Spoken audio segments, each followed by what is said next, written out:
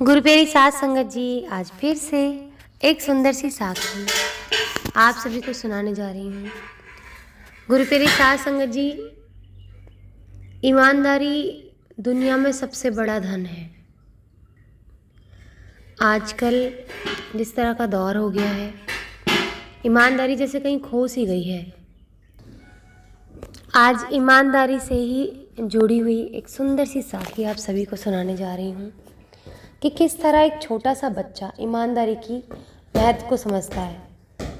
आजकल के दौर में मैंने देखा है कि बड़े एक बार को गलती कर जाते हैं, लेकिन छोटे बहुत सेंसिटिव हो रहे हैं। जो आजकल की जनरेशन है बहुत सेंसिटिव है, बहुत भावनाओं से जुड़ी हुई है, लेकिन उनकी भावनाओं को कुछ समझता नहीं है।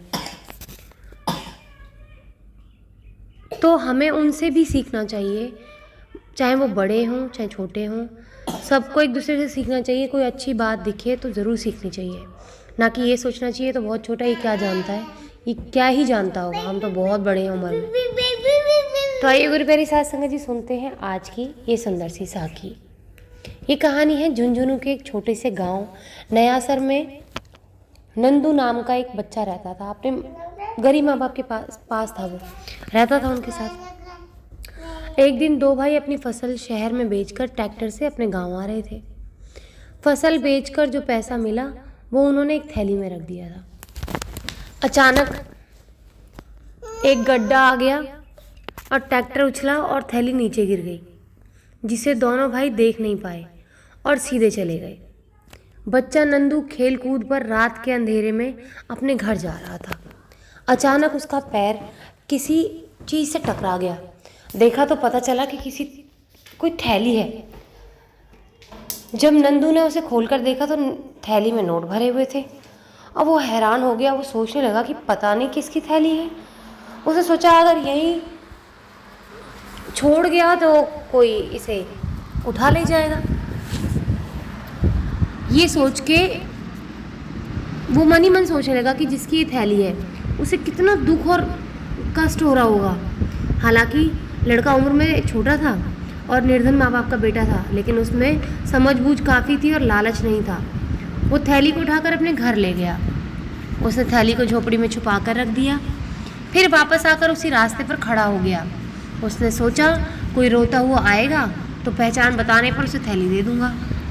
इधर जब थोड़ी देर बाद दोनों भाई घर पहुँचे तो ट्रैक्टर में थैली नहीं थी।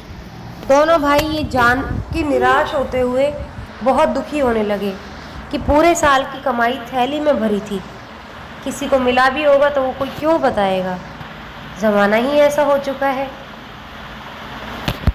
जब भाई भाई की जायदाद खाने के लिए, हड़पने के लिए ना जाने कितनी तरकीब लगा देता है, तो कोई पराया क्यों किसी के धन को देगा। शायद अभी वो किसी के हाथ नहीं लगेगा। ये सोच के दोनों भाई टॉर्च लेकर उसी रास्ते पर वापस चले जा रहे थे। छोटा बच्चा जो नंदू था उन्हें रास्ते में मिला। उसने उन दोनों से कुछ नहीं पूछा, लेकिन उसे ना एक अंदाज़ा हो गया कि शायद थैली इनकी ही है। उसने उनसे पूछा कि आप लोग क्या ढूंढ रहे हो। उन्होंने उसकी बात पर कोई ध्यान नहीं दिया। उसने दोबारा पूछा आप दोनों क्या ढूंढ रहे हो। उन्होंने कहा अरे कुछ भी ढूंढ रहे तो जा अपना काम कर। दोनों आगे बढ़ते चले जा रहे थे। नंदू उनके पीछे चलने लगा। वो समझ गया कि नोटों वाली थैली हो सकता है ज़रूर इनकी ही होगी। उसने तीसरी बार फिर पूछा तो चिल्लाकर एक भाई ने कहा अरे चुप हो जा और हमें अपना काम करने दे, दिमाग को और ख़राब ना कर। अब नंदू को पूरा विश्वास हो गया कि ये थैली ज़रूर इन्हीं की है, इसीलिए लोग इतना परेशान लग रहे हैं और मुझे डांट रहे हैं। उसने फिर पूछा भाई आपकी थैली खो गई है क्या। दोनों भाई एकदम रुक गए और बोले हाँ। नंदू बोला पहले थैली की पहचान बताओ। जब उन्होंने पहचान बताई तो बच्चा उन्हें अपने घर ले आया। टोकरी में रखी थैली उन दोनों भाइयों को सौंप दी। दोनों भाइयों की खुशी का कोई ठिकाना नहीं रहा। नंदू की ईमानदारी पर दोनों बड़े हैरान थे। उन्होंने इनाम के तौर पर कुछ रुपए देने चाहे तो नंदू ने मना कर दिया और बोला ये तो मेरा फ़र्ज़ था। दूसरे दिन वो दोनों भाई नंदू के स्कूल पहुंच गए। उन्होंने बच्चे को के अध्यापक को ये पूरी घटना सुनाते हुए कहा, हम सब विद्यार्थियों के सामने उस बच्चे को धन्यवाद देने आए। अध्यापक के नेत्रों से आंसू बहने लगे। उन्होंने बच्चे की पीठ थपथपाई और पूछा, बेटा पैसे से भरे थैले के बारे में अपने माता पिता को क्यों नहीं बताया? नंदू बोला, गुरुजी मेरे माता पिता गरीब हैं, हो सकता है उनका मन बदल जाता, हो सकता वो रुपयों को देखकर उसे लौटाना नहीं चाहते और ये दोनों भाई बहुत निराश हो जाते। ये सोच मैंने घर वालों को थैली के बारे में कुछ नहीं बताया। सब ने नंदू की बहुत तारीफ की और कहा, बेटा धन्यवाद, गरीब होकर भी तूने ईमानदारी को नहीं छोड़ा। और इसी एवज में जो स्कूल के प्रिंसिपल थे उन्होंने पूरी जो शिक्षा थी उस बच्चे की उसका ज़िम्मा उठाया। वो जहाँ तक पढ़ना चाहता था उसे पढ़ाया और एक दिन वो बच्चा बहुत बड़ा डॉक्टर बना और डॉक्टर बन के उसने पूरे गांव की सेवा की। तो गुरु प्यारी साध संगत जी, सबसे बड़ा गुण ईमानदारी का है। ईमानदार होना हमें सर्वश्रेष्ठ इंसान की स्थिति में ले जाता है। जिस तरह इस छोटे से बच्चे ने अपने ईमान को नहीं खोया, भले ही उसकी गरीबी बड़ी कष्टदायी थी, लेकिन ईमानदारी, इंसान छोटा हो या बड़ा, ईमानदारी का गुण ही जीवन के सबसे बड़े गहने हैं। ईमानदारी से ही हमारे व्यक्तित्व को बहुत ही प्रसिद्धि मिलती है। ईमानदार इंसान ईश्वर की सर्वोत्तम रचना है। तो गुरु प्यारी साध संगत जी, आप देखिए, अगर वो बच्चा वो छोटी सी थैली लेके अगर हो जाता तो उसकी क्या पढ़ाई पूरी हो पाती? क्या वो डॉक्टर बन पाता? नहीं। लेकिन उसकी ईमानदारी की वजह से वो डॉक्टर बना। सोच सकते हैं आप, उसने वो पैसे वापस किए तो उसका जीवन संवर गया। भगवान ने कितनी कृपा की उसकी ईमानदारी की। तो ईमानदारी ऐसे ही चाहिए, चाहे वो जीवन में है चाहे वो सुमिरन में है। अगर हम सुमिरन में ईमानदारी नहीं बरत रहे हैं तो हमें भी बस थोड़ा कुछ, जितना हम लालच में घूम रहे हैं फिर उतना ही मिलेगा, परमात्मा नहीं मिलेंगे। और अगर हम सिमरन के साथ ईमानदारी करेंगे तो हमें परमात्मा ज़रूर मिलेंगे।